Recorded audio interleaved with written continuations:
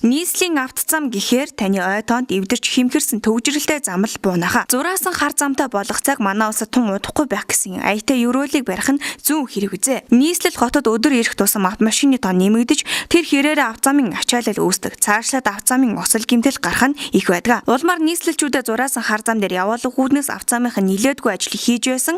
Одоо ч хийж байгаа лээ. Харин энэ бүх ажил нэг л үр дүнтэй болж өгөхгүй байгааг ард иргэд маань батлан хэлэх үзээ. Нийслэлийн автозамын чанарыг сайжруулах үүднээс өнөөдөр автозамын салбарын зөвлөлдөж нийслэлийн автозамын цаашдын чиг хандлага хэрхэн үйл ажиллагаа явуулбал автозамын чанар сайжрах вэ гэдэг талаар ярилцлаа. Тэгэхээр 2012 оны тухайд бол автозамын салбарт бол 4000 гаруй километр зам дээр одоо ажил хийх ийм төлөвлөгөө зорилт тавигдж байна. За энэ хөрөнгө оруулалтынхаа дүнгээр үзэх юм бол одоо бараг 500 орчим тэрбум төгрөгийн ажил хийгдэхээр ийм одоо төлөвлөгөө гараад байгаа. За энэ бол хөрөнгийн их усрээр авч үзвэл улсын төсвийн хөрөнгө оруулалтаас бол нэг 300 гаруй тэрбум төгрөгийн ажил хийгдэнэ. За хөгжлийн банкны шугамар бол нэг 130 орчим тэрбум төгрөгийн ажил хийгдэнэ. За мөн гадаадын одоо зээлээр бол нэг 50 орчим тэрбум төгрөгийн ажил бол хийгдэх юм. Ингээд нийтдээ бол 4000 гаруй километр зам дээр бол ажил хийгдэнэ. За энэс бол одоо оны эцэс рүү бол тодорхой хэмжээний замууд бол ашиглалтанд орно. Мэдээж энд бол энэ онд бол нэлээд олон зам эхэлж байгаа учраас бас ашиглалтанд энд онд орохгүй ажил нь хийгдэх юм замууд бол нэлээд байгаа. Тэгэхээр энэс байдлыг аваад үзэх юм бол автозамын салбарт энэ жил бол хийгдэх замын барилгын ажлын хэмжээ бол өнгөрсөн оныхоос бол одоо бараг нэг дахин шахуу нэмэгдэж байгаа.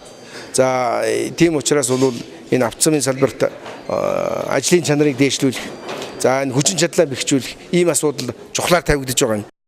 Энэхүү зөвлөгөөнөөр автозамын чадварыг бэхжүүлэх, дунд хугацааны хөтөлбөрийг хэрэгжүүлэх болон замын барилга, угсралтын ажил болон автозам, замын байгууламжийн засварын ажлын чанарыг сайжруулах асуудлаар голлон хэлэлцсэн юм а.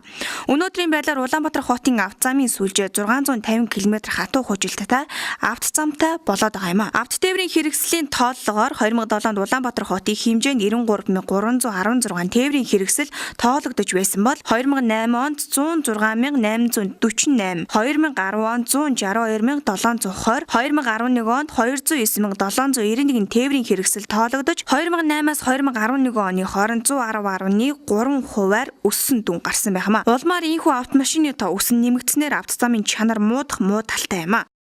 Чанарт нөлөөлж байгаа олон хүчин зүйлүүд байна. За энийг ингээд нийлүүлээд ингээд за одоо хөрөнгө мөнгөний асуудал байна. За төлөвлөлтийн асуудал байна. Олон асуудал байна. Энэ дотроос нийлүүлээд хамгийн эцэст дүгнээд үзэх юм бол ерөөсөн энэ замын барилга засварын ажлыг хүн хийж байгаа. Тэр дундаа автозамын инженер хүн зохион байгуулж хийдэг. Тэгэхээр тэр хүмүүсийн чадвар, мэдлэг, хариуцлага, чанарын төлөө өгсөн чин ирмэлзлэл, идвэх, за хариуцлага энэ юмнаас бол хамаарч байна гэж үзэж бид бол ерөн цаашдаа энэ салбарт ажилладаг ажилчдынхаа одоо мэдлэг чадварыг дээшлүүлэх, тэднийхээ хариуцлагыг дээшлүүлэх, чанарын төлөө, сайн ажлын төлөө одоо зүтгэдэг идэх санаачлага, ирмэлжлэлийн дээшлүүлэх, ажиллах нөхцөл боломжийн сайжруулах ийм одоо зорилт тавьж ажиллана гэж энэ зөвлөгөөнөөс бол ерөнхийдөө бол урьдчилан төсөөлж байгаа.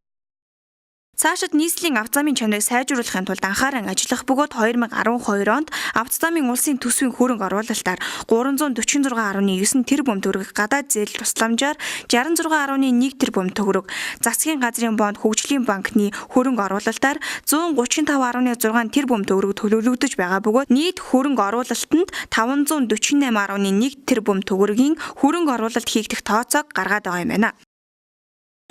Тэгэхээр өнөөдрийн автозамын удирдах ажилтны зөвлөгөөний одоо гол зорилго бол автозамын салбарын одоо бэхжүүлэх энэ зорилт программыг авч хэлцэж байгаа ийм одоо чухал оролдоон болж байгаа юм а.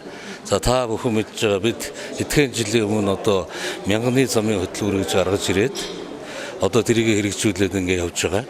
Тэгэхээр энэ өнөөдрийн хэлцэж байгаа асуудал бол яг энэ асуудалтай энэ зэрэгцэх ийм том хэмжээний асуудал байна.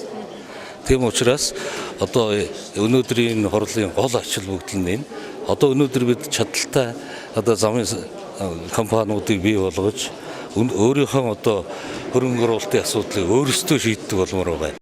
Улмаар дээр дурддагдж байсан томоохон хөрөнгө оруулалтаар шинээр болон он дамжин баригдах 4154.5 км зам 3465.3 м гүүрийн барилгын ажил хийгдэх бөгөөд хөрөнгө оруулалтыг зөв зохистой зарцуулах, ажлын чанарыг сайжруулах нь чухал болоод байна. Мөн цаашид нийслэл Улаанбаатар хотын авто замыг хөгжүүлэхээр хит хитэн төслүүдийг 2010-аас 2016 онуудад хэрэгжүүлэхээр болсон бөгөөд энэ төслүүдийг хэрэгжүүлэхэд нийт 1.1 их найд төгрөгийн хөрөнгө оруулалт шаардлагатай болоод байгаа юм байна. Улмаар манай улс 2017 он гэхэд авто замын сүлжээний 925 км замтай болж хотын хөдөлгөөний төвжирэл ихтэй гол гудамж замуудын уулзалт олон түвшний огтлцол бүхий гүүрэн гарцтай болох юм байна.